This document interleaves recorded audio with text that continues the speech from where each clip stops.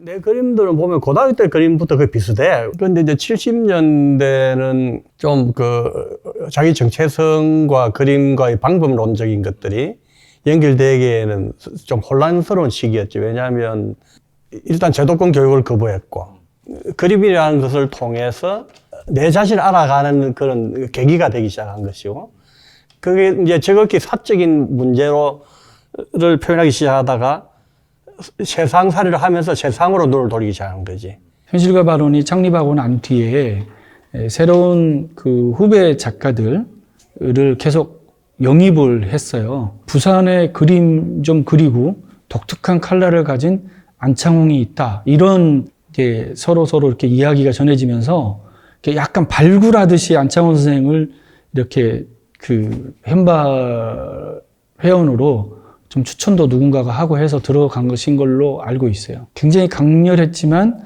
그것이 현발이 주창했던 비판적 현실주의라고 하는 맥락하고는 좀 결이 달랐죠. 어떻게 보면 내 같은 경우는 그런 정치적인 어떤 이슈로 첨예하게 작업으로 대립하는 사람은 아니야.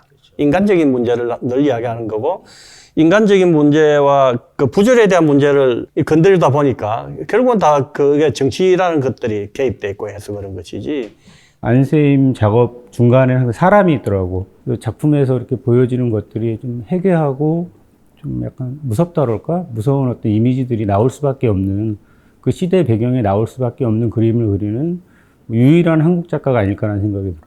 말하자면은 개인사적인 얘기, 가족사 얘기, 사회사 얘기, 어떤 우리 사람의 인간의 본질적인 얘기, 여타 작가들이 돈과 명예에 쫓아다니는 그런 데 대한 어떤 야유, 풍자 이런 거 다 망라해서 정말로 무소불위의 어떤 작업을 이뤄내죠. 우연히 내 친구 그 집에 가서 앨범을 보다가 내 친구 아버지가 징용 끌려가기 전에 이렇게 뒤돌고 어머니하고 찍은 사진을 하나 본 거지. 그래서 그걸 빌려다오.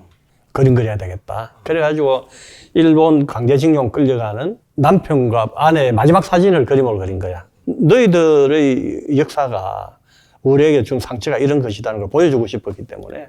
그래서 그림을 더 화면을 폭력적으로 다뤘고, 그때부터 가족사진 시리즈가 이제 시작된 거지. 그 가족사적 비애라고 하는 것들은 한 개인이 갖고 있는 사적인 체험이지만 사실은 더 굉장히 보편사적인 경험이기도 하거든요. 그래서 어떻게 보면 굉장히 따뜻하고 그 인간적이고 화목하고 이런 것으로 표상되는 가족사진이 역설적으로 죽음, 부재, 비애, 이런 어떤 뒤집어 놓고 있다고 하는 전복적 개념이 저는 굉장히 유쾌하고 통쾌했었어요. 그러니까 그런 방식은 상당히 그 뛰어난 부분이죠. 안창홍 선생님은 그때나 지금이나 보면은 뭔가 그 작가주의, 예술로서 뭔가를 보여줘야 된다고 하는데 굉장히 그게 강해요. 집착적일 정도로 그게 강하시거든요. 삶과 죽음, 어떤 시대의 비판의식, 그러면서 예술가의 정체성을 찾는 그런 어떤 큰 테두리 안에서 일관된 주제를 가지고 있는데 그 주제를 길게 몇십 년 동안 끌고 가면서도 그걸 계속 변주하고 있다는 거에 대해서 저는 그 굉장히 안 선생님의 어떤 그 능력을 높이 평가하는데, 자신이 상정하는 예술가상, 예술가의 기질, 예술가는 어떤 작품을 이렇게 해야 된다라고 하는 것들이 확고하게 들어있어요.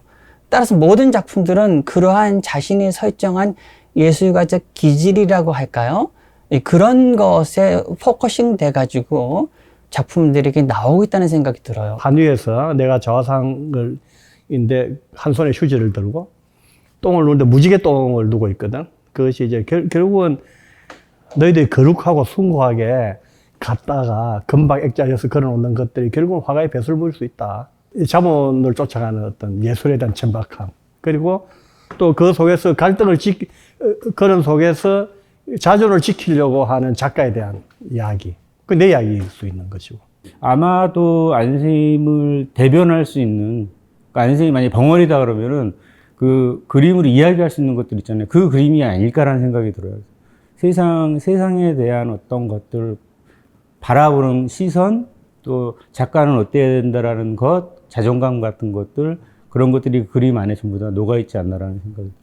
보통 입체적인 어떤 그런 조각이라고 한다면 그것들이 가지고 있는 어떤 그런 실존감, 뭐 덩어리감, 뭐 양감, 뭐 이런 것들을 굉장히 이제 크게 부각시켜야 될 텐데, 안창홍 작가의 이번에 그 눈먼 자들 시리즈들을 보면 그 형상들이 그런 그 생면들을 칠하기 위해서 마련되어 있는 이렇게 굴곡진 캔버스 같은 인상들을 굉장히 많이 줘요. 그리고 또 아주 노골적으로 직설적으로 하고자 했었던 그런 키워드들이 그 인물들의 앞뒤에 또 이제 올려져 있고, 그런 걸 보면서 저 형상이 왜 존재하는가를 이제 생각해 볼 때 캔버스로서 하나의 저런 형상들을 지탱시키기 위한 일종의 그런 회화적인 지지체 같은 그런 역할을 아주 10분 이제 발휘하고 있다라고 하는 그런 생각들을 하게 되죠.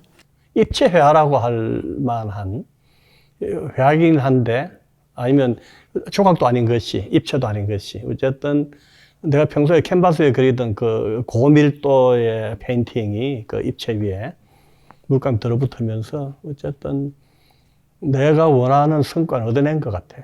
입체라도 회화의 연장선상에 있다고 나는 생각하는 거지. 그리고 특별하게 뭐 조각이다, 평면이다 이렇게 난 구분하지 않아. 그냥 뭉덩그려서 그림이라고 생각하는 거지. 또 한 가지는 그거를 화가로서 대하는 태도인데, 전시에서도 우리가 볼 수 있는 것처럼 화가의 심장, 화가의 손, 이런 것들이 아주 직접적으로 제시되어 있잖아요. 그러니까 그런 것들, 현실의 비극을 대하는 화가의 소임은 무엇인가를 같이 우리가 생각해 볼 수밖에 없죠. 천형이야, 천형. 힘들지만 견뎌야 되고, 그리고 행복하지는 않은데 마음은 제일 편해. 붓을 잡고 있을 때. 그리고 또 세상을 향해서 하고 싶은 이야기들이 있고, 그것을 하고 싶은 이야기를 표현할 수 있는 유일한 방법이 나한테는 그림이기 때문에 잡고 있는 것이지. 나한테는 그림이 특별하진 않았어. 남들은 특별한 계기로 그림을 그리잖아. 나는 그림 그리는 걸 숨 쉬듯이 했으니까 그냥 뭐 항상 내 옆에 있는 거지. 안창홍 작가를 한마디로 얘기하자면 커다란 고목나무가 건강하게 벌판에 서 있는 듯한 그런 느낌을 가지거든요. 무모하고 저돌적이고 참 거침이 없고, 근데 참 솔직하다. 자기만의 세계가 확실하면서 자기 화풍이 확립돼 있는 아주 극소수의 작가 중에 하나였고, 진정한 이 시대의 선배가 아닐까, 선생님이 아닐까라는 생각을 해요.